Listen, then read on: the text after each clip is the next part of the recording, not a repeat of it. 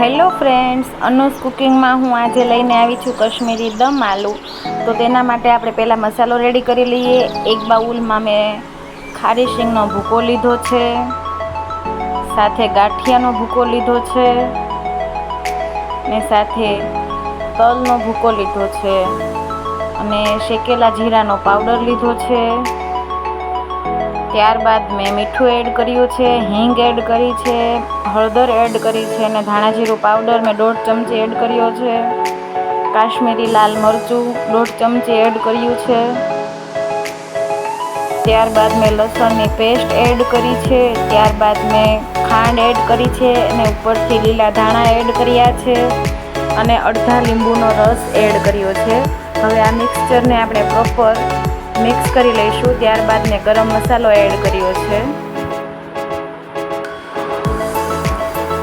હવે આપણે બટેટાને એક સીટી મારીને કૂક કરી લેવાના છે. બટેટા નાની સાઈઝના લેવાના છે. કાંદાની પ્યુરી લીધી છે, ટમેટાની પ્યુરી, દહીં, આદુ લસણની પેસ્ટ અને ગરમ મસાલા લીધા છે. હવે બટેટાને આપણે આવી રીતે હોલ કરી લઈશું. ત્યારબાદ એક પેનમાં ઓઇલ લઈને બટાકાને આપણે શેલો ફ્રાય કરી લેવાના છે.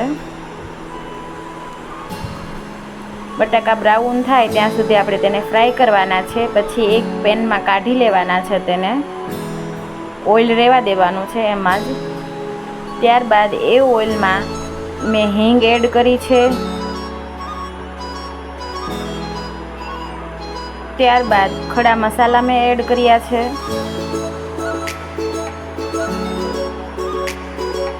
આદુ અને લસણની પેસ્ટ મેં એડ કરી છે અને ત્યારબાદ મેં કાંદાની પ્યુરી એડ કરી છે. કાંદાની પ્યુરીને આપણે હલાવીને પરફેક્ટ કૂક કરી લેવાની છે. ત્યારબાદ મેં ટામેટાની પ્યુરી એડ કરી છે અને ઉપર તેલ ના આવી જાય ત્યાં સુધી આપણે બંને પ્યુરીને કૂક કરી લેવાની છે. તમે જોઈ શકો છો ઓઇલ ઉપર આવી ગયું છે. ત્યારબાદ મેં મીઠું અને હળદર એડ કર્યા છે.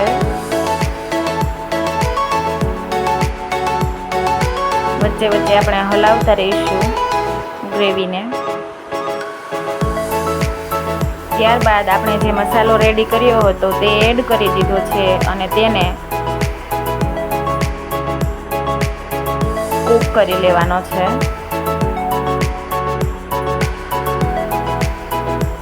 તમે જોઈ શકો છો મારો મસાલો અહીંયા કૂક થઈ ગયો છે અને પાણીનો ભાગ બળી ગયો છે. ત્યારબાદ મેં કાશ્મીરી મરચું એડ કરી દીધું છે અને અડધો કપ મેં પાણી એડ કર્યું છે.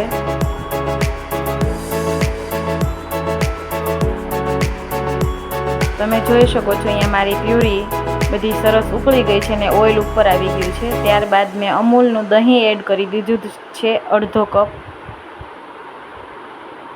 તેને આપણે હલાવતા રહેવાનું છે, કારણ કે ગરમ વસ્તુમાં દહીં જાય તો દહીં ફાટી જાય નહીં, એટલા માટે એને મિક્સ કરીને હલાવતા રહેવાનું છે સતત. તમે જોઈ શકો છો આપણી ગ્રેવી ઉકળી ગઈ છે. ત્યારબાદ મેં એમાં બટેકા અને ધાણા એડ કરી દીધા છે અને બટેટાને આપણે હળવા હાથે તૂટી ન જાય એ રીતે હલાવતા રહેવાના છે.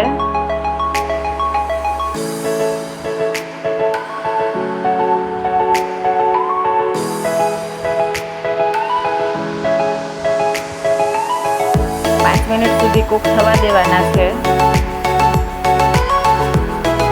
ત્યારબાદ તમે જોઈ શકો છો મારું કાશ્મીરી દમ આલુ એકદમ સરસ રીતે થઈ ગયું છે અને તેલ પણ ઉપર આવી ગયું છે.